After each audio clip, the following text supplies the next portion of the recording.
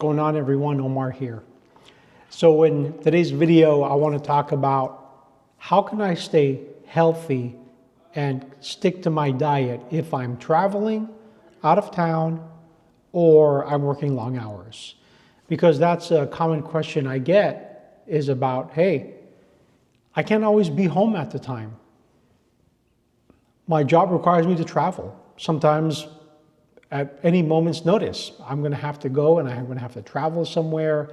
And because I have to travel, I'm not going to be able to go home and cook my meals and meal prep. I can't take my containers of food that I meal prep to me on the airplane or in a car or I'm traveling long distances. I just can't do that. And I get it, guys. So here are some tips to help you stick to your diet as close as possible when you're traveling.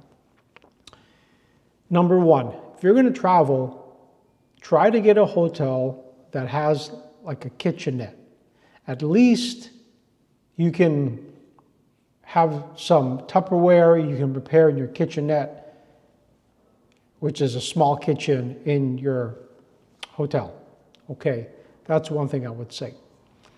Number two, you can get these portable rice packs, these small little already pre-made cooked packs of rice, say from Minsley or from other companies, let's say brown rice, which is just going to be your carbohydrates. And you can get those very, very easily, maybe at Sam's Club or a place like that, a wholesale club.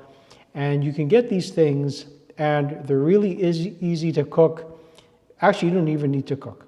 You can just put them in the microwave and you can warm it up for 1 minute and 30 seconds. And there you go. You've got your rice. So you've got your rice. Now, in terms of eggs, and I like eggs as a protein source, what you can do for 1 week, you can actually boil a whole pot of eggs and then later on put them in the fridge and they'll be good for like a week, sometimes even longer. Okay, you can have portable eggs with you, hard-boiled eggs, and you can have that, and that's a great protein source. I have about 3 to 4 per day. You want to take those with you. Also have, if you have a cooler or a container, you want to have those as well. If you have a cooler or a container, you want to get those also. And if you're going to be traveling and let's say, for instance, you're going to eat fast food. Okay, you're just going to do it. There's no way around it. If you can find a place where the restaurant has its nutrition facts that's posted about how many grams of fat, how many grams of carbs, or how many grams of protein are in these meals, that'll definitely help you.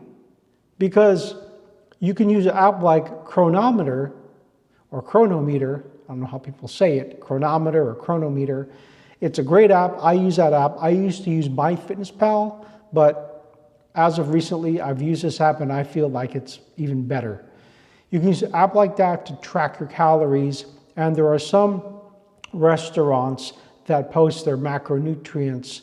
And if you can go to those restaurants and find those restaurants and eat the foods that have higher micronutrients in terms of grams of protein and grams of carbs, that's definitely going to help you a lot because you're going to able to input that into your app. And sometimes, like Chronometer, they're going to already have it inputted in the app itself, that it's in the database. And because it's in the database, you can see that and you can just type that in there, the name of the food, the name of the restaurant, it'll pop up in there and you can put that in, it'll then help you calculate your macros.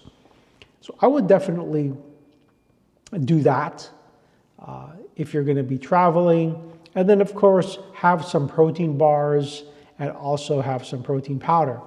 Now the protein bars that I would recommend are the protein bars that are almost purely protein. Yes, there are other protein bars that might taste better, but the thing is, it's harder to control the macros because if you have a protein bar, let's say like pure protein, which is almost entirely 100% protein, you can control your macronutrients. You can say, okay, I'm deficient in protein, but I've maxed out my carbs and maxed out my fat for the day. I've met my macronutrient goals for carbs and protein, and I don't want those two variables to be affected, and I just want to control protein. Then by having protein powder or by having a protein bar like Pure Protein, where there's virtually no carbs and no fats, then you just eat that bar and you'll get almost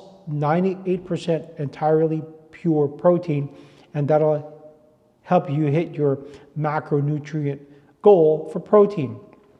So I would say get something like that. And then for carbs, things like oats are great, things like rice, even bananas as a fruit, it's very high carb, and that's great. And then in terms of fats, things like avocados is really good. If you're gonna have a salad, you can have extra virgin olive oil. That's a really good fat, but also you're gonna get a lot of fats if you eat eggs as well. So those are some tips that I would give you if you're trying to stay in your macros while you're traveling. I know, guys, it's not easy, but these are just some of the things and some of the tips that I've learned along the way to help you meet your macronutrients and help you stay on the diet while traveling. I know it's not ideal, but if you can make the best of the situation, that would be great. So just to recap this video, choose restaurants that have their macronutrient profiles and nutrition facts publicly listed. I would, find those restaurants, do some research on those restaurants. Also, carry with you some protein powders, whey protein isolate. Casein protein is good too. Also, to have protein bars, that also gives almost entirely full protein. And then in terms of carbs, things like brown rice, those small packs of brown rice, that works really great. And then also fruits like bananas, that has a good amount of carbs and then good fats as well. All right, I hope you found this video helpful. If you did, please subscribe to my channel, hit the like button, comment if you'd like. I want to know your thoughts on ideas for other videos, and I'll see you guys on the next one. Bye.